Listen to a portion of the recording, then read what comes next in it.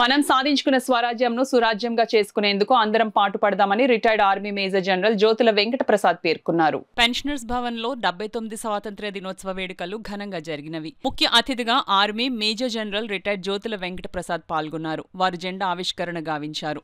ఈ సందర్భంగా ఏర్పాటు చేసిన సభలో సంఘ అధ్యక్షులు పద్మనాభం మాట్లాడుతూ ఎందరో త్యాగదనుల ఫలితంగా మనం స్వేచ్ఛ స్వాతంత్ర్యంలో అనుభవిస్తున్నాం. మనమందరం బాధ్యతలు గుర్తెరిగి ఈ దేశ అభివృద్ధి కొరకు పాటుపడదామని తెలియపరిచారు. ముఖ్య అతిథి రిటైర్డ్ మేజర్ జనరల్ మాట్లాడుతూ దేశ రక్షణలో పనిచేసినందుకు గర్వంగా భావిస్తున్నానని, మనం సాధించుకున్న స్వరాజ్యంను సురాజ్యం చేసుకొనుటకు గాను అందరం పాటుపడదామని సూచించారు. పెన్షనర్స్ చేపట్టే అన్ని కార్యక్రమాల యందు భాగస్వామినవుతానని హామీ ఇచ్చారు. రాష్ట్ర సంఘం అధ్యక్షులు శాస్త్రీ సంఘం యొక్క స్థాపన గురించి చెబుతూ మన దేశ అభివృద్ధి కొరకు అందరూ కలిసి పనిచేద్దామని కోరారు. సంఘ ప్రధాన కార్యదర్శి కన్నతల్లి జన్మభూమి స్వర్గం కన్నా మిన్న అని, అదే స్ఫూర్తితో మన పూర్వీకులు పోరాడి స్వాతంత్ర్యంను సాధించి పెట్టారని చెప్పారు.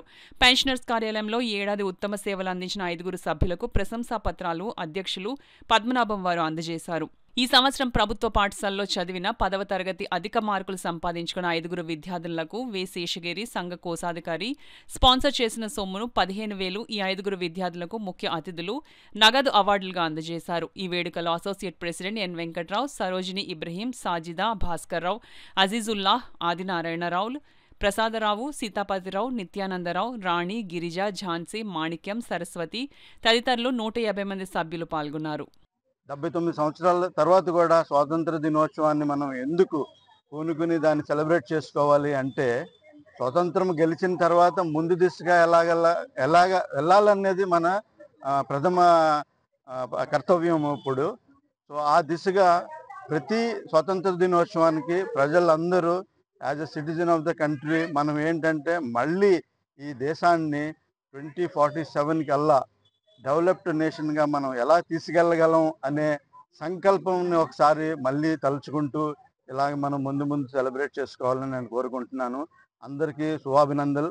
జై హింద్. అది కాకుండా తూర్పుగోదావరి జిల్లాలో కంబైన్డ్ ఉన్నప్పుడు కూడా మా కాకినాడ జిల్లాలో ఉన్నటువంటి ప్రభుత్వ పాఠశాలలో చదివిన విద్యార్థినులు అందరికీ కూడా 10th క్లాస్లో ర్యాంకు సాధించిన వారికి అందరికీ కూడా వీరి చేతుల మీదుగానే ఇక్కడ ఈ రోజుని మేము ఈ క్యాష్ అవార్డ్స్ ఇవ్వడం జరుగుతుంది. ఇంచుమించు 15,000 దాకా.